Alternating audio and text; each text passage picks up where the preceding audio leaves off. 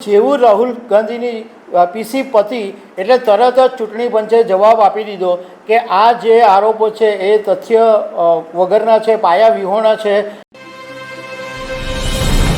કોંગ્રેસ નેતા રાહુલ ગાંધીએ આજે બીજી વખત પ્રેસ કોન્ફરન્સ કરી અને વોટ ચોરી ઉપર આરોપ લગાવ્યા અને ચૂંટણી પંચ જાણે રાહુલ ગાંધીની પીસી આમ તાકીને બેઠું હોય એવું જેવું રાહુલ ગાંધીની પીસી પતી એટલે તરત જ ચૂંટણી પંચે જવાબ આપી દીધો કે આ જે આરોપો છે એ તથ્ય વગરના છે, પાયા વિહોણા છે અને જ્ઞાનેશ કુમારની સામે ખોટું નિશાન છે અને આવો બધો ખુલાસો ચૂંટણી પંચે કરી દીધો છે।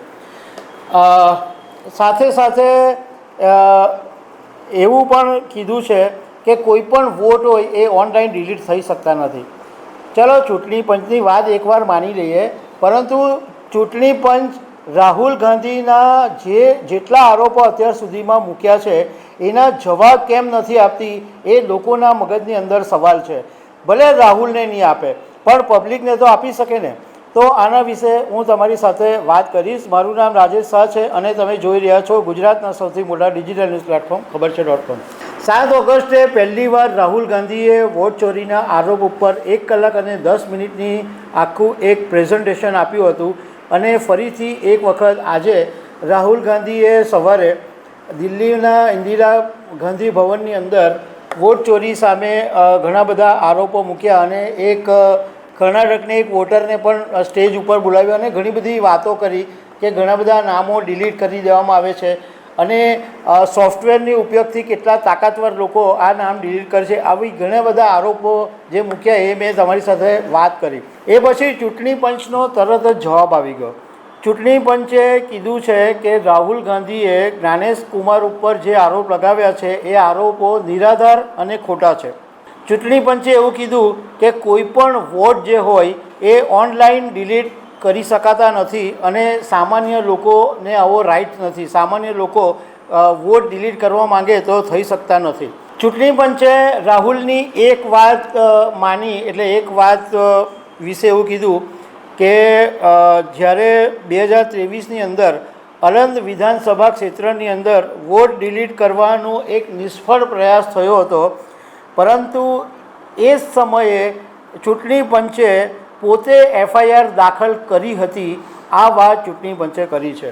ચૂંટણી પંચે એના રીતે પોતાનો જવાબ આપ્યો છે, પરંતુ એક સવાલ સૌથી મોટો ઊભો થાય છે કે રાહુલ ગાંધી આટલું બધું આમ ખોલીને બોલે છે, પુરાવા સાથે બોલે છે, પ્રેઝન્ટેશન સાથે બોલે છે, લોકોના પુરાવા લઈને આવે છે, તો રાહુલ ગાંધી સાવ ખોટા તો નહીં જ હોઈ શકે। આગ તો લાગી છે તો ધુમાડો નીકળ્યો હશે, તો ચૂંટણી પંચ જવાબ કેમ નથી આપતી એ એક મોટો સવાલ લોકોના મનમાં છે। ચૂંટણી પંચે 7મી ઓગસ્ટે જ્યારે રાહુલ ગાંધીએ કીધેલું ત્યારે એવો જવાબ આપેલો કે રાહુલ ગાંધી એફિડેવિટ કરે તો અમે જવાબ આપીએ, રાહુલ ગાંધીએ એફિડેવિટ નથી કરી એટલે અમે જવાબ નથી આપતા।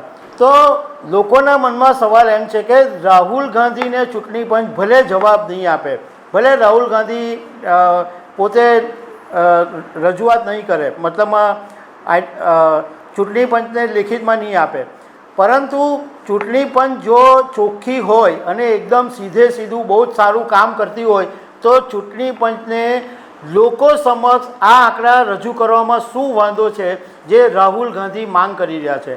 રાહુલ ગાંધીએ ઘણી બધા વિસ્તારોની માંગ કરી છે કે મહારાષ્ટ્રની અંદર ચૂંટણીમાં વોટ ચોરી થઈ છે, કર્ણાટકની અંદર થઈ છે, ઘણા બધા વિસ્તારોની અંદર વોટ ચોરી થઈ છે, ગુજરાતમાં કોંગ્રેસે કીધું વોટ ચોરી થઈ છે। તો ચૂંટણી પંચને સામે આવવામાં શું વાંધો છે? ચૂંટણી પંચ ચોખ્ખું ચણાક કહી દે કે ભાઈ આ છે ક્લિયર કટ વાત, આ વોટ ચોરી થઈ છે, નથી થઈ, પણ કંઈક તો છે જ કે ચૂંટણી પંચ આ જવાબ નથી આપી રહી, કારણ કે રાહુલ ગાંધી ઘણા સમયથી આની ઉપર દાવો કરી રહ્યા છે। તો ચૂંટણી પંચે એવું ક્લિયર કટ લોકોને કહી દેવું જોઈએ કે ભાઈ રાહુલ ગાંધી જે કહી રહ્યા છે એ આરોપો નંબર આ અને આ આરોપોનો આ જવાબ આ, એમ ક્લિયર કટ ચૂંટણી પંચ શું કામ નથી બોલતી એ એક મોટો સવાલ છે અને આ વાત લોકોની મગજની અંદર શંકા પેદા કરી રહી છે।